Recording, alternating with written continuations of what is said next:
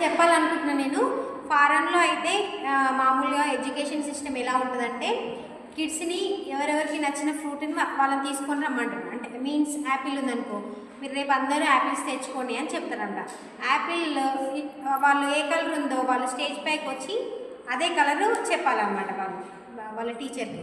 So, answer కూడా ఎగ్జామ్‌కి అదే కలర్ రాస్తారు. డిఫరెంట్ టైప్స్ ఆఫ్ ఉంటాయన్నమాట. ఫ్రూట్స్ అయినా ఇప్పుడు మనం ఫర్ ఎగ్జాంపుల్ మనకు యాపిలే ఉంది ఇక్కడ.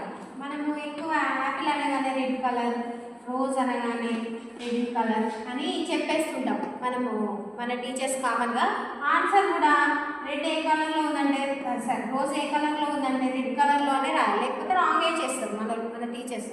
ఇక్కడ ఇది కూడా అంతే సేమ్. అంటే మనం చెప్పిందే వాళ్ళే అదే రాయాలంటే బట్టిఫై సిస్టమ్ అవుతుంది అది. సో మన ఎడ్యుకేషన్ సిస్టమ్ కొంచెం చేంజెస్ వస్తే బాగుంటుంది పిల్లలప్పటి నుండే. ఎలా అంటే ఇప్పుడు రోజెస్ కూడా తెచ్చుకోవాలి, అదే కలర్ ఉందో అదే చెప్పాలి. ఎల్లో రోజు అయితే